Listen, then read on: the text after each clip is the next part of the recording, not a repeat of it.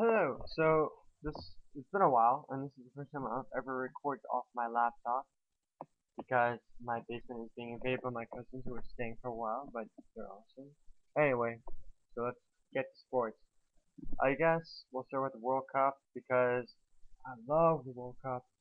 There's a World Cup fever in Toronto, and everyone's excited because it's Canada's the best country besides the country that's in the World Cup to enjoy the World Cup because, especially Toronto, is so multicultural. You'll see cars with many flags. You'll see Italian flags, a lot of English flags, Portuguese flags, South African flags. There's everyone's there. Not so many American flags, but I'm American, so I'm cheering for the USA, and I think they've been playing well. So let's get right into it, I suppose. So the first problem with the World Cup.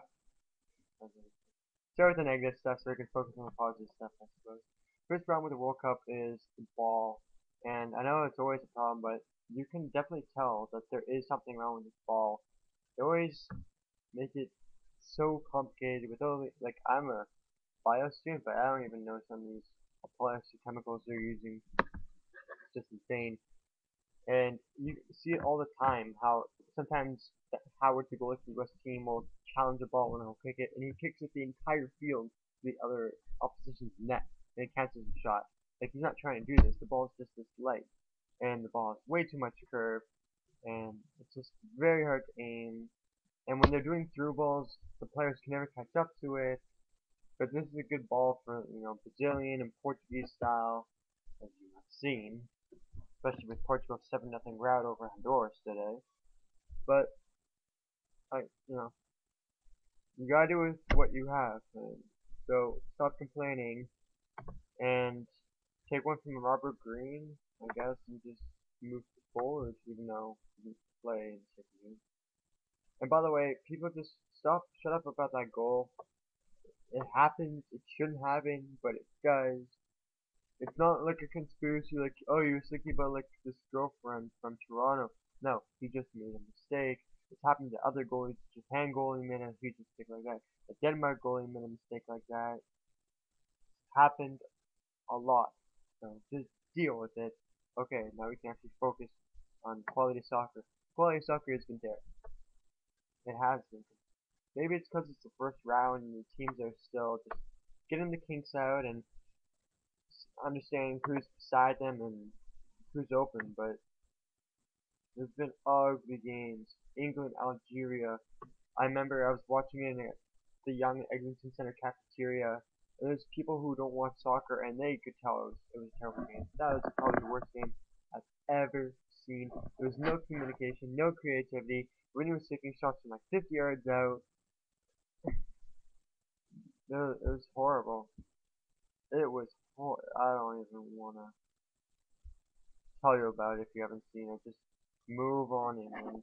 England are facing Slovenia, and Slovenia is the top of the group, but they're tied with the USA right now with 2 points, and they have to win against Slovenia. And currently they're tied with goals differential, but the USA has 3 goals for, 3 goals against. I don't really know how it works if you get more goals than you do, but England has to play better, and man, their fans let them know. And Rooney, what, like, that wasn't cool to say. I know it's heat of the moment, and I think the quote was, yeah, loyal supporters that came here and booed us. Well, of course they should boo you. The way you played, that's not appropriate. That does not belong in the World Cup at all. And I guess Rooney is 24, he's still kind of a kid. But anyway, so, oh, by the way, this really funny thing with group, group G, how the Ivory Coast Brazil game, how Kaká got his second yellow card, and he was just defending himself. And I guess he had warnings before, but he got a second yellow card, and obviously that's a red card. So that means Brazil doesn't have Kaká for the next game. And the weird thing is, Ivory Coast needs Brazil. Well, I guess it doesn't matter anymore because it was 7-0 rout. But at the time, they needed Brazil to beat Portugal, and then they take out Brazil's best player, Kaká, by make by diving. Like it doesn't make any sense why they would do that and help Portugal out. It doesn't make any sense. And yeah, Korea's gonna nuke Portugal and North Korea. One of my friends said that. Alright, we also have Spain. I have the problem is I've been doing summer classes because I rather well, I'm getting my liberal arts out of the way so I can focus more on like my biology stuff because I'm doing life science. So I haven't been able to see most of these games, but I know that Spain. I don't know if Torres played, but there's still a lack of communication, especially with France. In fact, the lack of communication is so bad that the team had a fight, and I think their fitness manager quit because he had to fight with I think it was either Anelka or I forget the French player on Man United, but there are problems there, and France is pretty much out. Like France has to win by like 3, and Mexico has to lose by 2. It's not happening. And it would be nice to see South Africa get a win. And if you're gonna win against anyone, it's the French who didn't even deserve to be in the World Cup. I guess it's kind of irony for the Irish. I mean, they'd rather be in the World Cup, but at least they're gonna see France suffer. And yeah. So the teams who are Argentina, who have been playing brilliant. Then we have Brazil playing brilliant. The Netherlands are there, which is weird, but I'll get to that. And you have Chile, who got through.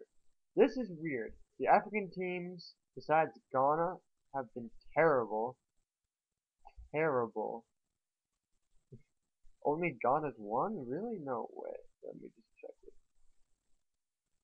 Wow. Cameroon didn't win any other game. Ghana won and tied. And yeah, South Africa and Nigeria didn't win. That's kind of sad. It's too bad because everyone had hope that the African nations would step up and compete at the right level. And the European teams are doing awful. And no European team has won outside of Europe. I'm sure you know that. I hope you know that. And they're just playing terribly. And it's kind of weird that usually this happens to the Netherlands where they do well, where they have so much hope, and then they just fall out. But they're doing kind of terribly. I mean, the Netherlands do have an easy group. But in this tournament, I'm telling you, belonging to the South American teams, you've got Uruguay in the top of their group. You've got Argentina at the top of the group. You've got Paraguay at the top of the group. Brazil at the top of the group. Chile is the top of the group. And the Central North American teams are doing alright. The USA is doing alright. Honduras is a bad example, but Mexico's doing good. So this is belonging to the South Americans, and well, South Americans probably are the best soccer nation in the world. Argentina and Brazil have trophies. I mean, Europe. I mean, they only win Europe. I guess Germany is the best European soccer team. Sorry, England, but England is like the Toronto Maple Leafs. They've won like a long time ago, and they have loyal supporters, and they always let the country down. But people put too much expectation on the country anyway. England's not that good. Look at this roster. Tell me if you see a World Cup winning roster. They're too old. And they've tried putting Gerrard and Lampard beside each other for so long, and it's never worked out, and they've had coaches fired for this, and now Capella's gonna get fired from this. And I just love that Italy sucks. Oh man, Italy, New Zealand, what a... The fact that New Zealand can tie Italy shows that this is the World Cup and anything can happen, and that's why it's fun, because everyone wants to see Italy lose.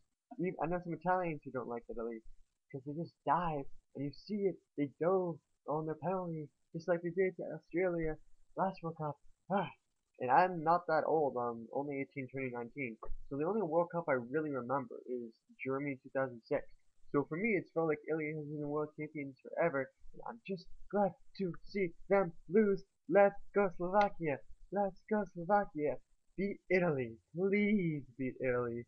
I know you can, because you're 5 million people, and you shouldn't be here, but you're awesome, and that's why you're gonna beat Italy. I see. Oh, by the way, can I just hold myself right here? Oh shit, I don't have any time. Wait one sec.